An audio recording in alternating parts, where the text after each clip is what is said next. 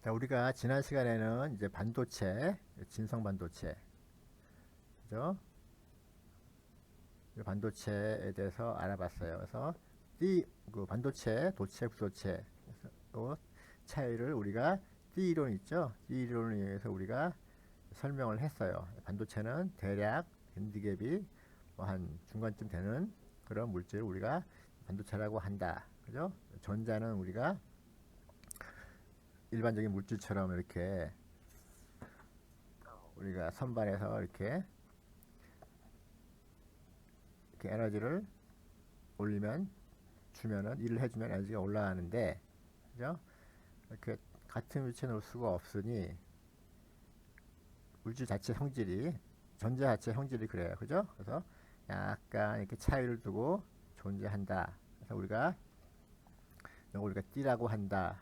그래서 띠 이론을 이용해서 우리가 이제 반도체, 구도체, 도체를 우리가 설명을 했어요. 설명을 했고, 그 다음에 우리가 이제 불순물 반도체, 반도체에다가 어떤 다른 물질을 섞음으로써 우리가 이제 전도율을 조절을 하는 거예요. 그래서 이런 식으로 전기적 성질을 바꿔서 우리가 이제 사용할 준비가 된 거예요. 이제 자, P타입, N타입. 자, 우리가 이렇게 만들면은 어떻게 사용할 수 있냐면은, 자, 일단 이렇게 P타입 반도체랑 N타입 반도체, 그죠? 반도체를 이렇게 접합을 시켜요. 접합을 시키면은, 자, 우리 P타입 반도체에서는 뭐가 존재한다 그랬죠? 이제 홀이라 했죠, 홀. P타입에서는 우리가 삼가원소를 놓으니까 전자가 하나 모자라는 부분이 생기게 돼요. 뭐 100만 개 하나, 뭐 1000만 개 하나, 이렇게. 그 1000만 개의 원자야, 뭐 100만 개의 원자 중에 하나씩 이렇게 전자가 모자라는 부분이 생겨요. 그래서 이런 부분들은 외부에 있는 전자들을 더 빨아들이기가 쉽겠죠. 그죠? 그래서 잘 끌어당기기가 쉬워요. 그래서 전자들을 하나 가지려고 해요. 그래서 그런 부분 때문에 다른 쪽에서 전자가 하나 모자라는 일이 생겨요. 그죠? 그래서 우리가 그걸 뭐라 그런다 그랬죠? 이제 홀이라 그런다 그랬죠? 홀. 마찬가지로 N타입에서는 오가원소를 넣기 때문에 전자 하나가 느슨해요. 그래서 오가원소는 나머지 4개는 화학적 결합에 관여를 하고 하나가 남으니 그 하나가 결합이 느슨해서 이제 마치 금속 내에서 전자처럼 돌아다닐 수 있게끔, 예? 그런 역할을 이제 하는 전자들이 생겨요. 그래서 N타입에서는 전자, P타입에서는 홀이 이제 주요 전도 역할을 하는 그런 입자가 되겠어요. 자, 그래서 이렇게 두 개를 접합을 시켜 놓으면은 접합 부위에서 이제 어떤 일이 생기냐면은, 여기서는 홀이 있다 그랬죠. 홀. 여기서는 전자가 있어요. 그러면은 플러스, 이거는 홀은 플러스니까 여기 는 전자랑 이 부분에서는 결합을 하려고 그래요. 그죠? 자, 전자는 결합하고 남은 N타입에서는 결합하고 남은 전자 하나가 남아 돌고, P타입에서는 전자가 하나 모자라서 받아들이려고 한 요게 이제 결합을 해버리는 거예요. 이렇게 두 개가. 그러니까 플러스 마이너스에서 없어져 버리겠죠. 그러니까 그러니까 전기를 통할 수 있는 입자들이 없어져 버려요. 여기서는. 그래서 N타입에서는 마이너스, P타입에서는 플러스가 그 역할을 하는데 이게 만나서 없어져 버려요. 여기서는 전기를 흐르게 하는 매개체, 그죠? 그러니까 홀이나 일렉트론들이 없어져요. 서로 만나서 없어지기 때문에. 그래서 이걸 우리가 뭐만 남죠? N타입에서는 어때요? 전자가 하나 없어져 버렸으니까 N타입에서는 이게 전체적으로 어떤 전화를 띄어요? 플러스 전화를 띄겠죠? 그죠? N타입에서는. P타입에서는 어때요? 하나를 다 끌어당겨서 전자 하나가 왔으니까 마이너스 전화를 띄어요. 그래서 PN 접합을 만들게 되면은 접합면에서 P타입, N타입이라고 하면은 접합면에서 P 쪽은 마이너스 전하를 띤 이런 부분들, 그죠? 형성이 될 것이고, N타입에서는 플러스 전하를 떠진, 이건 움직일 수가 없어요. 이거 공간 전하래, 공간 전하. 그래서 이런 전하들 이렇게 형성이 돼요. 자, 그러면 어때요? 여기서의 전위보다 여기서의 전위가 높겠죠, 그죠? 높아요. 높아요. 이런 전위 장벽이 생겨요.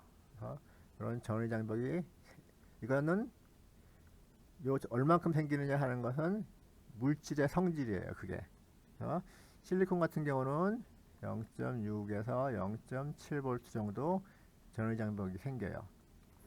그래서 게르마늄은 뭐 0.4 정도, 그죠? 실리콘 대략 그쯤 돼요. 이건 물질 자체의 특성이에요. 물질 자체의 특성. 그래서 전위 장벽이 생겨요. 그래서 아무런 전압을 인가하지 않았을 때, P 타입, N 타입에 인가하지 않았을 때, 여기 있는 홀과 P 타입의 홀들과 N 타입의 전자가 서로 확산에 의해서 결합을 해서 없어져 버려요. 그래서 여기에는 중간에 원자들, 그죠? 원자들만 남아서 플러스 마이너스 전하를 가지게 돼요. 공간 전하를 띈다. 공간 전하, 이걸 공간 전하라고 한다 그랬죠. 그죠?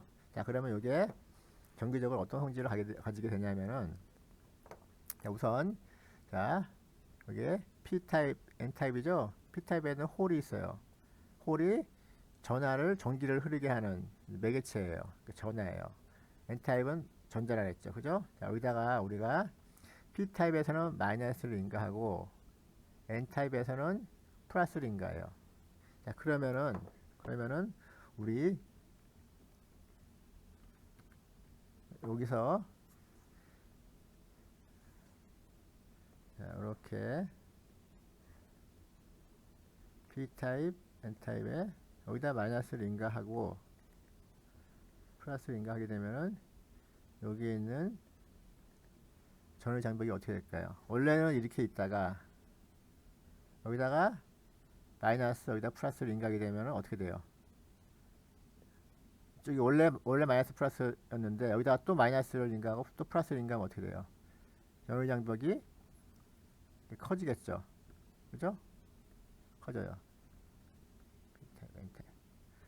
커져가지고 여기 이쪽에서는 마이너스니까 전자가 넘어가야 되는데 넘어갈 수가 없는 거예요. 이쪽에. 그렇죠? 그래서 전기가 흐르지 않게 돼요. 그래서 이걸 우리가 이제 공피층이라고 그래요. 공피층. 그래서 결핍되었다. 그러니까 전하가 없다. 그래서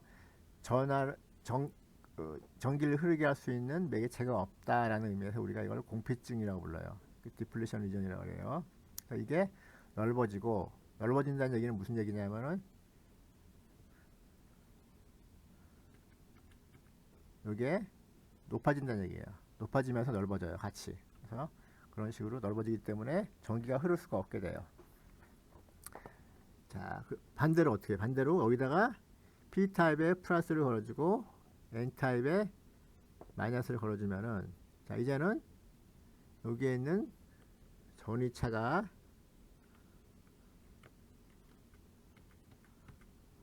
줄어들겠죠.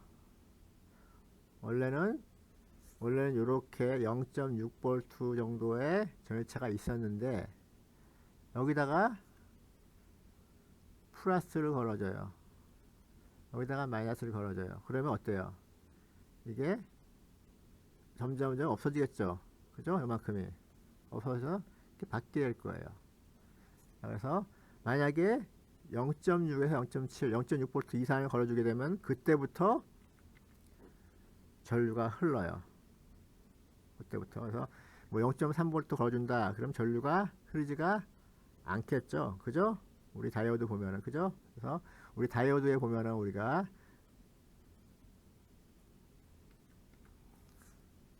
여러분들 다이오드 데이터 시트 보면 이런 기호가 있을 거예요. 이런 기호. 포워드 볼테이지예요. 포워드. 순방향 전압이 얼마냐. 그죠? 순방향은 실리콘은 0.6V예요. 0.6V. 그래서 0.6V 이상을 걸어줘야지 우리가 요 전위 장벽을 넘을 수가 있는 거예요. 넘어서 전류가 흐를 수가 있게 되는 거죠. 그죠? 그래서 순방향, 이걸 우리가 이제 순방향 전압, 순방향 바이어스라고 하는데, 이게 실리콘 같은 경우는 0.6V 이상을 걸어줘야지 전류가 흘러요. 우리 LED에서도 보면 그런 게 있죠. LED 보면 여러분들이 전류가 흐르기 시작하는 전압이 있어요. 그래서 LED 같은 경우는 빨간색 같은 경우는 1점 몇 볼트 이상 걸어줘야지 빛이 나고, 파란색 같은 경우는 3.3V 이상, 3V 이상 걸어줘야지 빛이 나고 전류가 흐르고, 이제 그런 게 있죠. 그래서 물질마다 달라요. 실리콘 0.6, 아까 얘기한 것처럼 LED에 쓰이는 반도체들은 그 순방향 전압이 달라요. 1V짜리 색깔마다, 그죠? 물질 사용하는 물질에 따라 달라요. 그래서 여러분들이 이걸 알면은 그 이상, 그래서 종류마다 여러분들이 다르게 전압을 걸어줘야겠죠. 그죠? 이걸 반드시 알아야겠죠. 다이오드마다. 그죠? 자, 그래서 이건 다이오드 기본 동작의 기능. 그죠? 한 방향으로만 전류를 흐르게 할 수 있는 그런 기능을 가진 소재예요. 다이오드는. 다 알고 있겠죠? 그 다음에 PN 접합은 기본적인 다이오드인데, 그 다이오드로 사용되는데, 자, 이렇게 우리 몇 가지 용어들을 우선 좀 알아볼게요. 이렇게 이건 실리콘 다이오드 같은 경우, 실리콘 다이오드뿐만 아니라 대부분 다이오드가 이런 특성을 가지는데, 실리콘 다이오드로 우리가 한정을 해서 설명을 할게요. 그래서 제너 항복인 이런 얘기가 나오는데, 기본적으로 그래서 순방향 전압이 넘어야만, 그죠? 넘어야만 전류가 흐르기 시작해요. 그 이하로 순방향 전압이라 하더라도 그 이하로 전압을 걸어주면은 전류가 흐르지 않겠죠. 그 다음에 역방향일 때는 전류가 거의 흐르지 않아요. 거의가 흐르지 않고, 순방향일 때 0.6V 넘어가면은 전류가 흐르기 시작하는데, 이 기울기가 굉장히 급격해요. 지수함수적으로 증가를 해요. 그래서 다이오드의 특성 중에 하나가 전압, 아주 미세한 전압에도 전류가 크게 변해요. 이제 그런 특성이 있어요. 그래서 여러분들이 예를 들어서 LED의 밝기를 조절하고 싶어요. 그럼 LED 밝기는 이제 전류에 비례하죠. 전류가 많이 흐르면 많이 흐를수록 밝아지잖아요. 근데 그거를 전압으로 밝게 조절하는 거는 사실상 거의 불가능해요. 왜냐하면은 아주 0.1V만 달라져도 밝기가 50%, 2배 이렇게 달라질 수가 있으니까. 그래서 여러분들 LED 컨트롤할 때는 반드시 우리가 전류 제어를 해야 된다 라는 의미가 되겠죠. 그죠? 그래서 전용 드라이버도 많이 나와 있고 해요. 아직에서.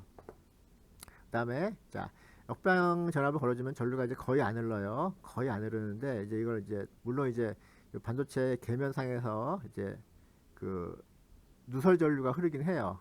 아주 미미하기 때문에 우리가 거의 이제 무시를 해도 되는데, 자, 이 역방향 전압이 어느 이상 넘어가게 되면은 갑자기 전류가 증가하게 되는 그런 전압 값이 있어요. 전압 값이 있는데, 이때 우리가 브레이크다운이라고 해요. 그래서 반도체 다이오드에서 이제 브레이크다운이 발생한다. 항복이 발생한다. 우리말로 하면은 항복이라고 표현을 하는데, 항복이 발생하는데, 여기는 두 가지 메커니즘이 있어요. 하나는 뭐냐면은 제너 브레이크다운이에요. 이건 뭐냐면은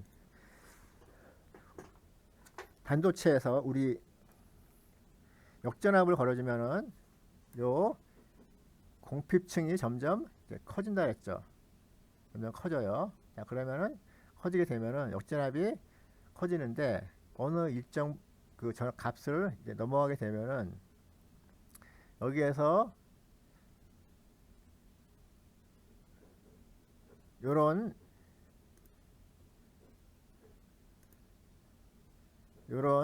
가전자 있죠. 그래서 화학 결합에 참여하고 있는 요런 전자들 있죠. 이런 전자들이 전기장이 강하기 때문에 이런 전자들이 튀어나오게 돼요. 에너지를 얻어서 튀어나와야 돼요. 그래서 우리가 뭐라고 하냐면은 제너 효과라 그래요. 제너 효과. 그러니까 터넬링이라고 하는데 전기장이 역방향 전압이 점점 커져서 전기장이 세지면은 요 화학 결합에 관여하고 있는 가전자들 있죠. 요 가전자들이 튀어나와요. 튀어나와서 전류가 갑자기 흐르게 돼요. 이런 것도 우리가 제너 효과라고 하고, 요거를 이제 제너 브레이크다운 이렇게 얘기를 해요. 요거는 일반적으로 제너 현상을 이용해서 우리가 이제 어떤 그 여기에 이 전압 있죠? 이 전압 이상을 흐르지 못하게끔 만든 다이오드가 있는데 그걸 우리가 제너 다이오드라고 해요. 그래서 이게 무슨 얘기냐면은 제너 다이오드는 일반적인 다이오드와 달리 반대 방향으로 사용해요. 그래서 만약에 캐소드와 에노드 사이, 여기가 플러스 마이너스 이런 식으로 연결해요. 그래서 만약에 어떤 요 전압차가 5V 이상이다. 그러면은 이게 도통이 돼버려요. 브레이크다운 때문에. 그죠? 이게 그거죠? 여기서 요 전압값 이상에서는 이게 전류가 급격히 증가를 해요. 그러니까 이게 쇼트된 것처럼 동작을 해요. 그러니까 요 양단의 전압이 어때요? 0V가 돼요. 그죠? 거의 0V. 쇼트가 되는 것처럼. 그래서 이 추가 뒤에 연결된 부하단이 어떤 전압 이상을 값을 가지지 못하도록 쇼트가 아니죠. 그래서 요 전압값을 유지하는 거예요. 요 전압에서는 그러니까 요 넘어가서는 전류가 더 많이 흐르기 때문에 이 전압 이상을 넘어갈 수가 없게 만들어져요. 그래서 여기 제너 전압이 5V면은 여기 양단에 걸리는 전압은 5V 이상이 될 수가 없어요. 그래서 요 다음 단에 있는 부하들 있죠. 부하들이 5V 이상을 이제 5V 이상 인결을 못하도록 그렇게 우리가 만들어주는, 그럴 때 사용하는 이제 소자예요. 제너 다이오드가. 그 다음에 또 하나는 에버런치 항복이라는 게 있어요. 에버런치 브락다운이라는 건데 이게 뭐냐면은 우리가 공피층에서 우리가 역전압을 걸어주면은 공피층이 점점 넓어진다 그랬죠. 넓어져요. 그래서 넓어져요. 이렇게. 마찬가지로 여기에 있는 센 전기장이 인가가 되면은 요 화학결합에 관여하고 있는 가전자들이 튀어나와요. 튀어나오는데 이렇게 튀어나오겠죠. 튀어나오는데 요 전자들이 가속을 시작해요. 가속을 해요. 전기장이 이렇게 있으니까. 쭉 우리 공 굴리면은 속도가 빨라지잖아요. 그죠? 마찬가지로 전기장 내에서 전자들이 가속이 돼가지고 속도가 점점 빨라져요. 점점 빨라지고 그래서 다른 원자들이랑 충돌을 해요. 충돌해서 또 다른 전자를 또 빼내요. 그러면 또 그 나온 전자들이 또 가속이 돼요. 또 가속이 돼서 이제 다른 또 가전자들을 또 빼내기 시작해요. 충돌을 해서. 그래서 이런 식으로 우리가 산에 있던 어떤 조그만 돌멩이 하나가 이렇게 떨어져 나면서 우리가 다른, 예를 들어서 눈 같은 경우 눈이 이제 묻히게 되죠. 점점 커지죠. 이렇게. 그래서 우리가 오늘 이제 뭐 산사태, 눈사태 이렇게 얘기를 하잖아요. 그래서 아발란시란 말이 뭐 산사태, 눈사태 이런 뜻이잖아요. 그죠? 이런 식으로 해서 기하급수적으로 증가를 해서 어떤 전자들이 기하급수적으로 이제 증가를 해서 전기가 통하게 되는, 절연이 파괴되는 그런 현상을 우리가 아발란치 항복 이렇게 얘기를 해요. 그래서 우리 여러분들 뭐 형광등 있죠. 형광등 보면은 안에 이제 기체가 낮은 기압의 기체들이 이제 포함되어 있어요. 그래서 일반적인 경우에는 여기에 전화가 없어요. 부도체예요. 그런데 여기에 이제 어떤 자연방사선, 자연방사능, 아니면 우주선을 이제 우주에서 날라오는 어떤 방사성 뭐 엑스레이나 아니면 뭐 고에너지 뭐 하전 입자들, 그죠? 그런 것들이 충돌하게 되면은 아주 미세한 양이지만 전리가 돼요. 전리가 돼요. 전자가 튀어나와서 하전 입자들이 존재를 하게 돼요. 그래서 이 상태에서 우리가 여러분들이 전압을 걸어주면 이런 전자들이 가속이 돼서 다른 원자들이랑 충돌하고 또 충돌해서 전자를 만들어내고 이런 식으로 해서 우리가 여러분 형광등 같은 예 아니면 네온사인 같은 거 그죠? 그런 것들이 원리가 이런 식으로 동작을 하는 거예요. 그래서 마찬가지로 이것도 아바란치 비슷하게 아바란치 브레이크다운이랑 비슷한 거죠. 그런 식으로 여러분들이 이해를 하면 돼요. 그래서 제너 브레이크다운이 발생을 하면은 제너 브레이크다운은 이렇게 제너 다이오드를 우리가 만드는데 이용을 해요. 제너 다이오드의 원리예요. 제너 효과가. 그래서 이 다이오드는 원래 이렇게 사용을 해요. 역배양으로 사용해요. 그 일반적인 다이오드랑 달리 해서 항상 양단에 일정한 전압을 유지하고 싶을 때 그럴 때 쓰는 특별한 소재예요. 이런 기호가 있고 그 다음에 에버런치 항복은 우리가 이걸 원에서 사용하는 게 아니에요. 원에서 발생하는 게 아니에요. 이렇게 발생하면은 다이오드에 그 회복할 수 없는 그런 손상이 발생하게 돼요. 열 때문에 열성이 발생해서 요 접합부가 이제 파손이 돼서 영원히 못 쓰게 되는 에버런치 항복이 어느 일정 시간 이상 발생하게 되면은 소재 자체가 파손이 돼서 못 쓰게 돼요. 그래서 요거는 이런 일이 없도록 우리가 그 여러분들 다이오드 사용할 때 그 정적 전압이 있어요. 최대 견딜 수 있는 역방향 전압이 있어요. 그래서 그 이내로 우리가 사용을 해야 돼요. 자, 물론 제너 다이오드도 역방에 이제 인가할 수 있는 전압이 그 전류라든지 이런 게 있어요. 그래서 뭐 제너 다이오드라고 해서 역방향으로 무한정 사용할 수 있는 거 아니겠죠, 그죠? 그래서 이 두 개는 우리가 여러분들이 구별을 해서 이해를 해야 되겠죠, 그죠?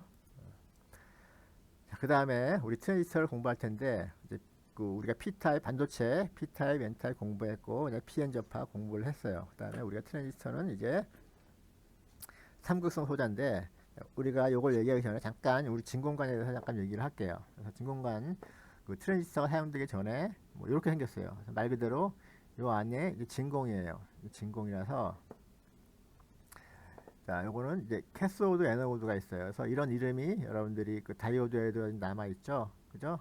우리가 다이오드를 그 극성을 얘기할 때 플러스 마이너스 이렇게 얘기를 안 해요. 그래서 애노드, 캐소드 이렇게 얘기를 하잖아요, 그죠? 그래서 얘기를 하는 거죠. 이게 원래 이제 진공관에서 이제 유래가 된 거예요. 그래서 기본적으로 요거는 이제 극이 두 개인 진공관이에요. 그래서 어떤 이제 기능을 수행을 하냐면은 이제 캐소드를 이제 뜨겁게 달궈요.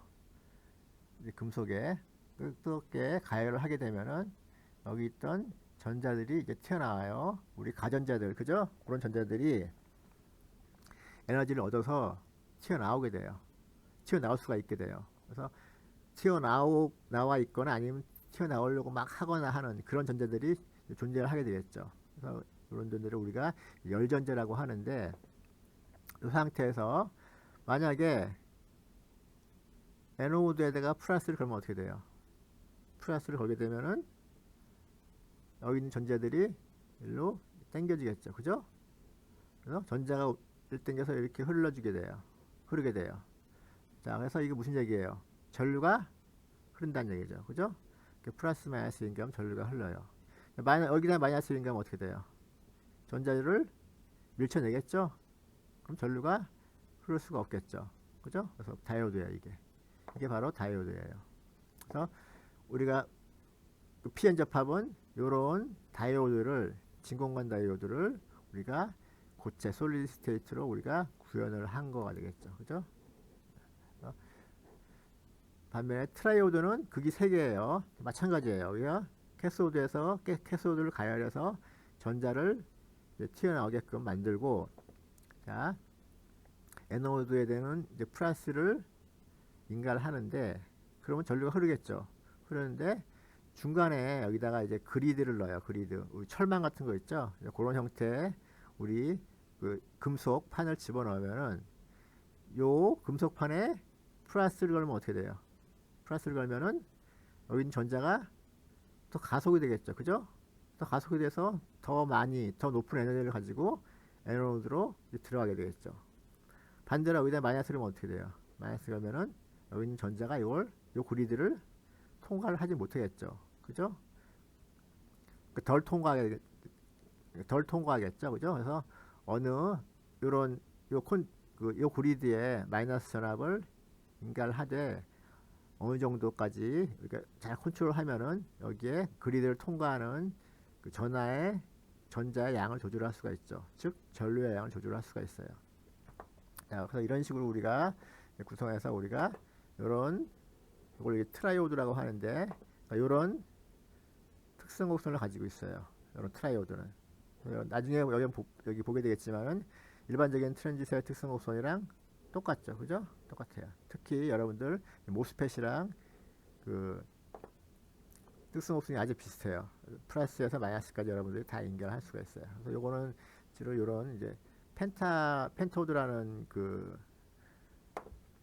소자의 이제 특성 곡선인데 요거는 이제 컨트롤 그리드 말고 몇 개의 그리드가 더 있어요. 요거는 3극이죠. 펜트는 5극이란 뜻이에요. 5극. 그래서 요거 말고 컨트롤 그리드 말고 이제 그 그리드가 두 개 더 있는 그런 소자인데 이런 특성 곡선이 이렇게 돼요. 그래서 앞으로 나올 여러분들이 앞으로 나올 그 뭐 트랜지스터들 그죠? BJT나 JFET, 모스펫 같은 경우는 다 이런 특성 곡선을 가지고 있어요. 전부 다. 그래서 여기에 여러분들이 나중에 사용할 그 증폭 기능을 수행하거나 아니면 스위칭 기능을 수행하거나 할 수 있는 그런 특성이 되겠죠. 자, 이제 우리 이제 트랜지스터 이제 공부할 텐데 가장 이제 처음 나왔던 형태의 트랜지스터 그리고 그 가장 기본적인 우리가 이제 공부를 할 때 여러분들이 트랜지스터를 배우게 되면은 가장 기본적으로 배우게 되는 트랜지스터가 이제 이중접합 트랜지스터인데 이중접합이란 말 그대로 이제 PN 접합이 두 개다 이런 뜻이에요. 그런 뜻인데 이제 그 실제로 바이폴라 트랜지스터라고 하는 건데 이거는 이제 이극성이다 이런 뜻이에요. 극성이 두 개다. 그래서 무슨 말이냐면은 자 이렇게 우리가 기본적으로 여러분들이 바이폴라 트랜지스터를 접합을 이제 3구 우리가 P와 N타입으로 N타입 반도체로 3극성 소자를 구성을 하는데 이제 두 가지 경우가 있겠죠. 하나는 NPN이 있을 것이고 또 하나는 PNP가 있을 거예요. 그죠? 이 두 가지밖에 없죠. 두 개의 P타입, N타입 반도체로 이제 3구성 소자를 구성하는데 이제 NPN 타입이 있고 PNP 타입이 있는데 우리는 기본적으로 그 바이폴라 정션 트랜지스터에서 NPN 타입이 있고 PNP 타입이 있는데 90% 이상 또는 95% 이상이 NPN 타입이에요. 그래서 물론 PNP도 없으면 안 돼요. 여러분들이 회로 구성할 때 PNP가 없이는 굉장히 구성하기 곤란한 경우가 있는데 어쨌든 간에 절대적인 수로 보면은 NPN 타입이 압도적으로 많이 쓰여요. 그래서 압도적으로 많이 쓰기 때문에 우리는 둘 다 하지 않고 NPN 타입에 대해서만 일단 공부를 한번 해보도록 할게요. PNP 타입은 여러분들이 나중에 어쨌든 전류의 방향이 반대인 것 빼놓고는 기본적인 동작 원리는 다 똑같아요. 이런 극소원 나오는 거나 구조나 이건 NPN이지만 요거는 PNP는 PNP예요. 그냥 그죠? 그 차이 빼놓고는 똑같으니까 NPN만 잘 이해를 하면 여러분들이 PNP도 이해하는데 문제가 없을 거예요. 그건 PNP인데 자 우리가 여기다가 NPN 타입에다가 자 이렇게 연결하면 어떻게 될까요? 그냥 다이오드죠, 그죠? 다이오드 특성 곡선, 그죠? 이런 식으로 우리 좀 전에 배웠죠? 전류가 흐를 거예요. 그죠? 그 다음에 이렇게 연결하면 똑같죠? 다이오드예요. 자, 그런데 이렇게 연결하면 어떻게 할까요? 물론 이렇게 연결하면 어떻게 돼요? 아무 일도 안 벌어지죠? 전류가 안 흘러요. 그죠? PN의 역방향이니까. 그죠? 자, 근데 여기다가 이런 식으로 연결을 해요. 어떻게 될까요? 자, 여기는 PN인데 여기가 이제 MP죠. 그죠? 역방향이에요. 그래서 전류가 흐르지 않아요. 그죠? 흐르지 않아. 아무 동작을 안 해요. 자, 그래서 여기다가 우리가 요거를 트랜지스터의 동작, 다시 말해서 우리가 아까 보여주었던 이런 특성 곡선 있죠? 우리가 진공관에서 보였던 특성 곡선, 그죠? 바로 요거죠, 그죠? 요 특성 곡선을 얻는 게 우리 목적이에요, 그죠? 목적이에요. 그래서 어떻게 하면 이렇게 동작을 하게 될까 하는 게 문제죠, 그죠? 그래서 우리가 이 상태에서는 전류가 안 흘러요. 아무 일도 벌어지지 않아요. 왜? 그죠? 여기가 역방향이니까. 그래서 여기다가 우리가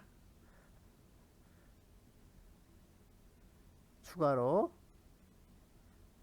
전원을 인가를 해줘야 돼요. 전원을 인가해줘야지 우리가 원하는 동작을 실현할 수가 있는데, 자, 한번 봅시다. 그래서 이런 식으로 연결해줘요. 이런 식으로.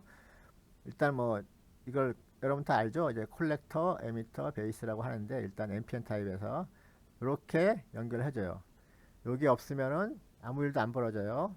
아무 일도 안 벌어져요. 그래서 여기다가 우리가 별도의 전압을 인가를 해줘야 돼요. 그래서 인가를 해주면은, 자, 여기 보면은 여기에는 플러스, 마이너스 걸려있죠. 그죠? 마이너스 걸려있어요. 이렇게만 걸어주면은 아무 일도 안 벌어진다 그랬죠? 근데 여기다가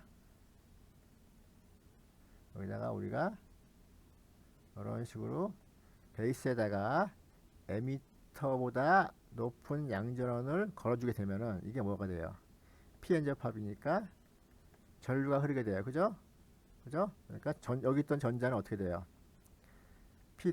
P00으로 넘어가게 되겠죠. 넘어가게 돼서 넘어가게 되는데,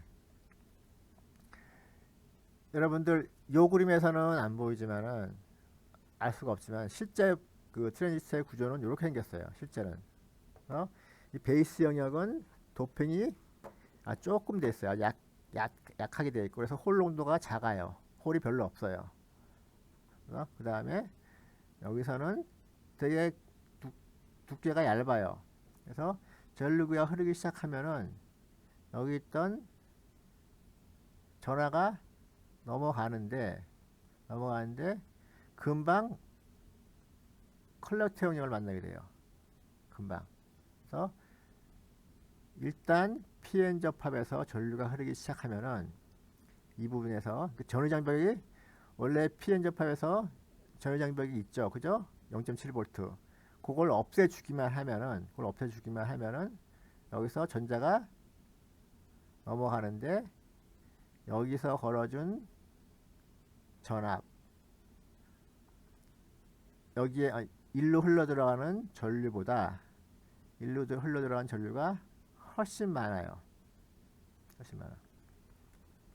그래서 요 베이스와 에미터 사이에 흐르는 전류 양 대비 에미터에서 컬렉터로 흐르는 전자죠. 여기서는 전자겠죠. 그죠? 전자가 훨씬 크게 돼요.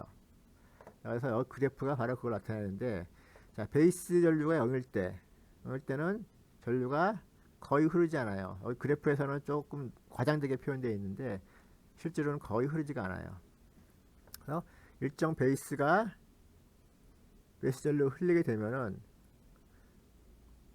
그 베이스 전류에 보다 훨씬 많은 양의 전류가 흐르게 돼요. 흐르게 돼요. 그래서 예를 들어서 여기가 4mA, 베이스 전류가 4mA다. 그랬더니 클러치 전류가 40mA 흘렀다. 라는 그런 의미가 되겠죠. 그죠? 그런 의미가 돼요. 그래서 약 10배가 되겠죠. 그죠? 베이스 전류의 10배에 해당하는 클러치 전류가 흐르게 돼요. 그래서 이게 바로 뭐예요? 증폭이죠. 그래서 이걸 우리가 베타 값이라고 해요. 그죠? 베타 값. 증류 전류 증폭률이라고 해요. 자, 그래서 이렇게 여러분들이 이제 요게 이제 부하가 되는 건데 요 부하에 따라서 우리가 요 기울기가 달라져요. 달라져서 이렇게 여기에 이제 키리오페아 전압법칙을 적용해서 요 그림을 그리면 이런 식으로 이걸 이제 부하선이라고 그러는데 그림이 그려져요. 그래서 요 파란 선 자체는 트랜지스터 자체의 특성곡선이에요. 트랜지스터 원래 가지고 있는. 그래서 원래 가지고 있는 여러분 데이터 시트 보면 이런 곡선들을 볼 수가 있을 거예요. 그래서 이 곡선들에다가 이 부하선을 겹쳐서 주면은 이런 식으로 표현이 돼요.